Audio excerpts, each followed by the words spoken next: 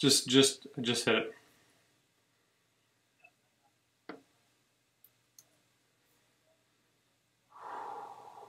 Do we have a countdown, or do we just hit it when we're ready?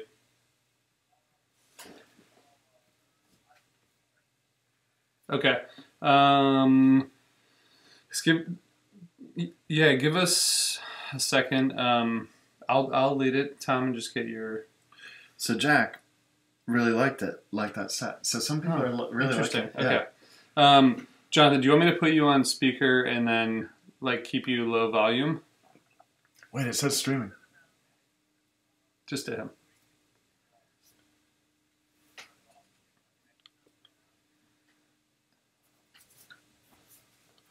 Cool, yeah, because we're gonna call this. We're gonna call the Vic, which is I love that picture. So thanks for throwing in there. How do we know when we're really live? Let me talk to him. I have to sit closer to you. Hello. All right. All right. Okay. I think we're ready. Are you ready? Yeah. All right. I'm sorry, Jonathan, real quick. So I think we should do first a set discussion, call Vic, and then do audience questions, Halloween end. Okay. Yeah. Are there audience questions? Yeah. Just are you done with Under the Scales, and is there jamming in the moment, or are they really having fun prepping for Halloween?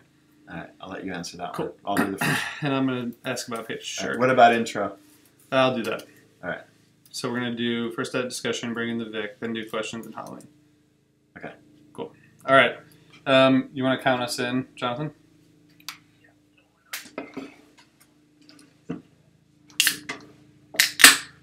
Cool. I just peaked the audio by opening my beer. Sorry. Okay. All right. Yep.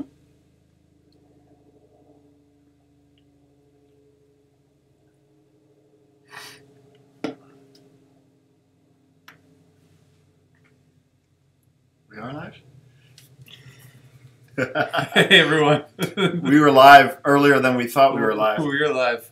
Hey, Phil. We are here with Couch Report. I'm RJ. This is Tom. Welcome back to Couch Report. We are in the middle of, we're in between sets. We just had the first set of the second show of Nashville. Yeah, it's interesting, and we're going to talk about that. We're going to call a guest who's at the show.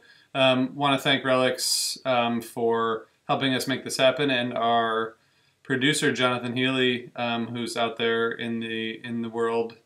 Thanks, Jonathan. We appreciate your help. We did get some questions from our first pre-show, so we're going to go through those. But let's talk about the first set. It was pretty interesting. That was the set of the nice shirts. It was the set of the nice shirts. There were a lot of shirts. I think Paige is trying to catch up to Mike fashion-wise, kind of. He was wearing, it looked to me like a tuxedo shirt with tuxedo studs. Yeah. Yeah, so what was going on with Paige's tux shirt? Do you think he's trying to hold the fashion banner? Yeah, I mean, Mike has sort of taken it and run with it, and maybe Paige is saying, there's no reason for Mike to be able to have that banner by himself. Who knows? Yeah. But one thing, so it looks like, Trey and Fish are going the opposite direction. But looking at Trey's hoodie, you realize, by the way, that hoodie, you couldn't, that's not a Gap hoodie. Yeah, it's not like the hoodie I was wearing yesterday. No. That's a hoodie that they make 5 of, and they're in New York in an exclusive store. They made 5 of the hoodie I was wearing yesterday also. But just 5 in the minute that I ordered it. But, right, exactly. So there was kind of a weird set, right? The Soul Planet opener was a really nice big jam to open up, and it seemed like maybe this was going to be a huge set, but then the 2001 was good too, and then it sort of seemed like they were kind of searching for something throughout that set. Yeah, I mean, I feel if you draw a graph of it, there was a little bit in the middle where it took some, there's some breathing space kind of thing. Yep. With Farmhouse, Halfway to the Moon, and Waste. Yep. Back to back. Yeah. It was sort of, it seemed like, set list choice or random set list call that, because it is random and because Trey's kind of coming up with it, or I think Paige may have called one of those. Yeah. sometimes they work, sometimes they don't. I liked them all. I liked all the execution. But I got to say that the way it started out with This Whole Planet was really amazing. It's not one of my top songs, but that jam was incredible. And Yeah. I was extremely hopeful. And then the 2001, Yep. which seemed unusual in the second slot. Yeah. Yeah, the Screaming Through Space theme. Oh yeah. Maybe thought that was gonna like continue with a Martian Monster. I think Tebow mentioned, and there were some possibilities that it was gonna become like some kind of really epic first set. But it did seem like they were going through, and one person commented that on Twitter, I think, like they're comfortable, they're hanging out. It's the second night, they're just like, playing the songs they want to play. And I think it's experimental. I think, if there's mistakes here and there, I think that's all part of it. I think they're just sort of comfortable in Nashville and just sort of stretching out a bit and playing the way they feel and playing what they want. Yeah. And I love the, it kind of picked up again after the Waste. I like the Waste. Yeah. My friend was great. Yeah. It's a good song. Waste is always, isn't that your most commented on song? It's one of those that if someone comes up to me and I don't know the person and they want to talk about a song, it's often Waste. It's Waste, yeah. And it's often they say we just got married to the song Waste. And my comment is, well, my internal comment. My external comment is that's awesome. My internal comment is I hope someday that someone says that to me about Shade. Oh yeah.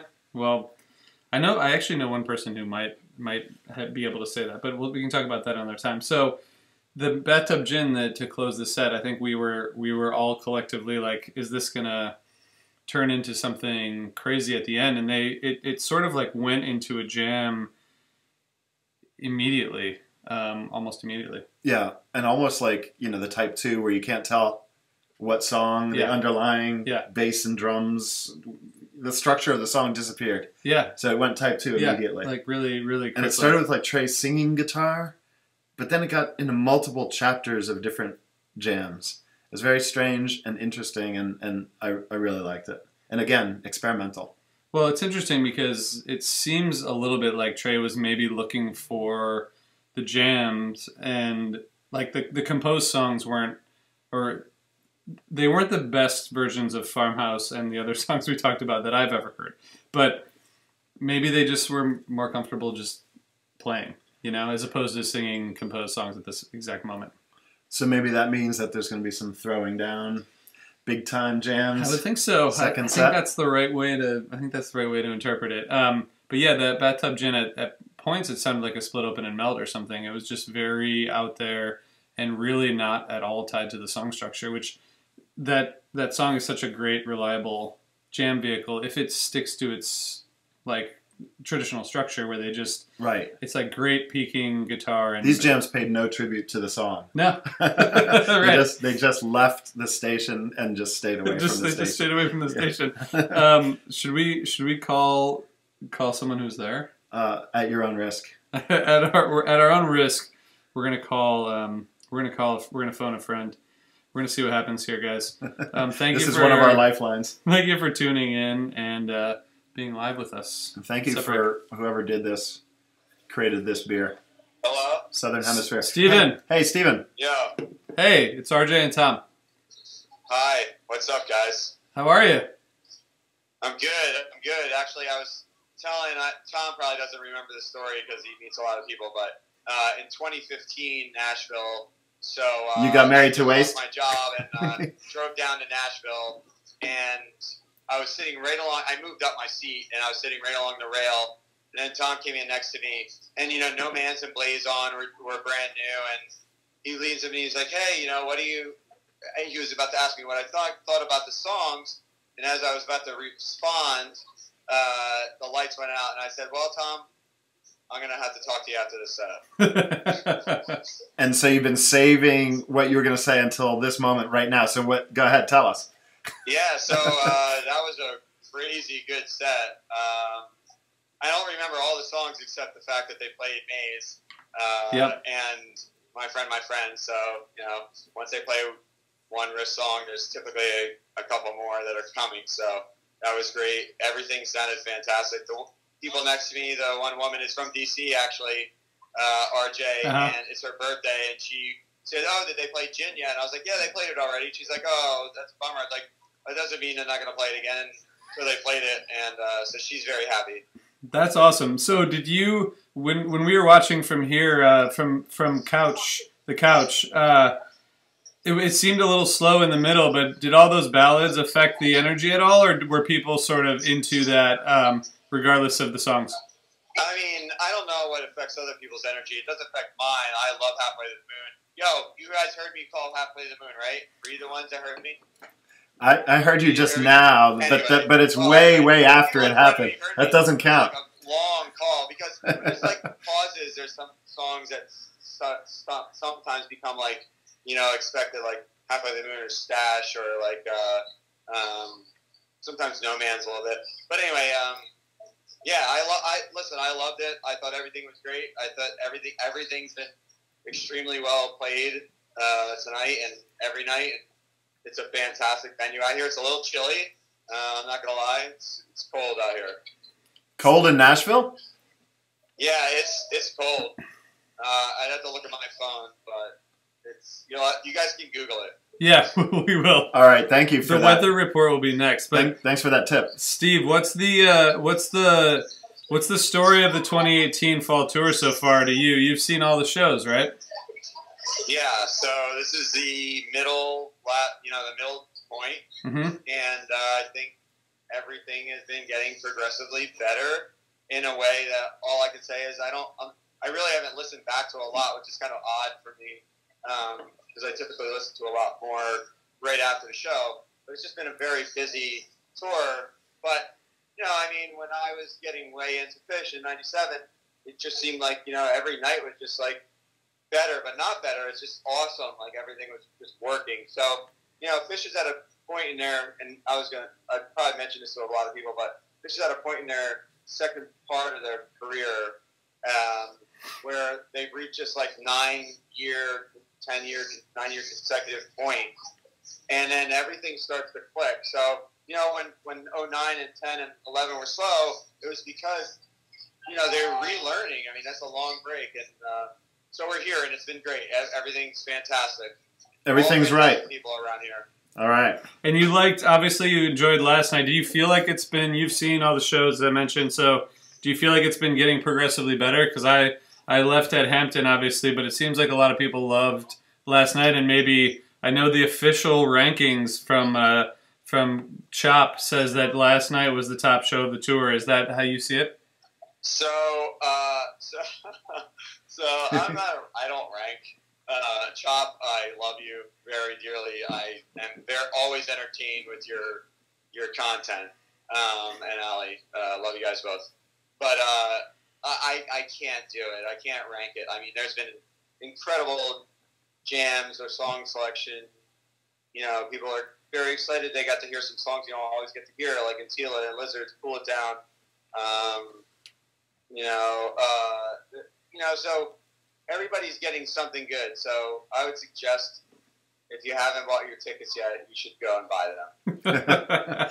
Nice. All right. All right. Well, Vic, thanks for calling in, especially because it's the set break, and I know that can be hectic. And I hope you're at least standing in line for the bathroom or beer while you're talking to us. No, I don't go to the bathroom during shows, man. You gotta dance it all out, my friends. Wow, it's something I gotta learn from that. Well, any last comments? Any thoughts on Halloween or the rest of the tour before we let you get back to the show? I think that Chicago is going to be rocking. It's been I'm still looking for one Saturday 100 level or GA for somebody else. But Chicago has been a very tough ticket. Like, there were tickets available today, but it's beautiful. There's so much room here, so like everybody's getting a good time. You look through the stage and it's the city, so it's such a cool venue. But Chicago has been like, they haven't been to Rosemont since '03, and I haven't been there since 2000, I think. Yeah, 2009, 22, 23, 2000. So Chicago's thirsty for Fish. Yeah. And even though it's not Chicago proper, we're going to say Chicago. It's Rosemont, it's close to O'Hara. And then Vegas is going to be a party. So I can't believe there's still tickets like easily being traded. Yeah. because Vegas is going to be ridiculous. It is. Well, we're looking forward to seeing you there, man. All right, guys. I will see you. Have a great second set. Thanks, Steven. Thanks for the commentary, man. Awesome. All right. Thanks, guys. Bye. Take it easy. Yeah, take it easy. So he loved it. So I will say one thing. Missing from the couch tour experience, obviously, is the audience experience. Yeah. And the audience experience can buoy you up. Yep. And sometimes the couch tour experience can accentuate things that you might not ordinarily hear or whatever. So perhaps we're being too critical. Yeah. Because I'm looking online and people are loving it. So possibly it was less of a dip than we. Yeah. Well, like an extremely quiet farmhouse. Maybe in person sometimes is nice. Amazing. Yeah, I mean, I usually really, really love farmhouse. I wasn't feeling it perfectly for that one. But hold up your beer for a second. Yeah. So just really quick before, right after our pre-show couch report, our friend Tebow came over and the beer started flowing. And if you look, I'm tempering it with water, but look what he's tempering his beer with, beer.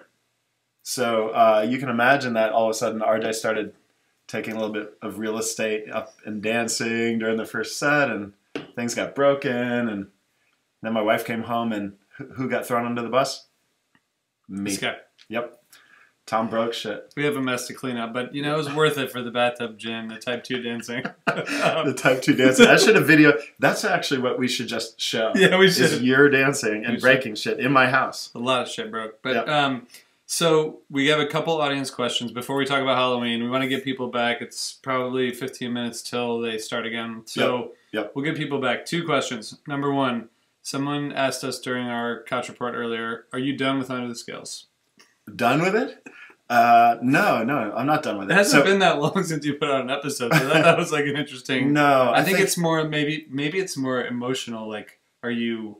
I'm doing fewer of them, so... but do you still like it? Maybe is a different question, but... Well, that's kind of what... question. Okay, so my answer to your question is no, I'm not done with it in any sense of the word. Like, done with it, like, don't like it, but also done with it. I'm not done with it. It's going to be once a month, minimum. And it all has to do with, finding the right person or that right person finding me. We just co-interviewed a great guy. And it's coming out on Monday, this coming Monday. The only hint I'm going to give you is that he sometimes goes by Quizzy McGuire. It was good. It was a good interview. He's funny as hell. He loves fish, and he's loves fish. Really funny dude. And really good interview. And he quizzed us. Yep.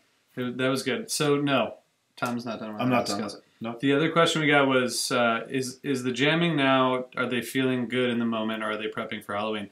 That's sort of the age-old question, or not even age-old, but age-current question. That's what we've been talking about. And Tom has been chastising me for speculating, and I won't do that anymore between now and next Wednesday, except that I will continue to do that. Speaking of doing no more speculation, so here's the latest speculation that I can summarize. Based on our Osiris Halloween contest and what I've seen online and what I've seen people talking about, here's a rundown of what people think Fish might play. We've heard, by the way, before we start, I'm going to run through all these bands and then you can choose to comment or not comment.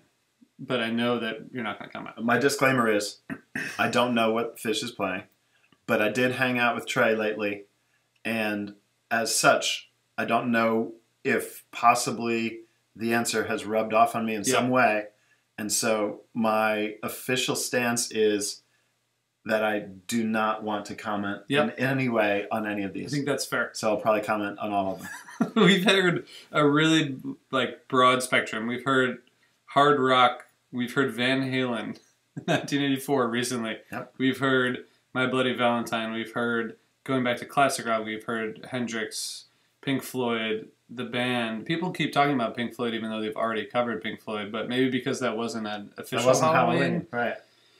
I don't know. We've heard Led Zeppelin. Go back to the band for a moment. Yeah. So the band has interesting singing in it. Mm-hmm. And as we said before, they've kind of upped their singing game. Almost like they've been practicing harmony type stuff.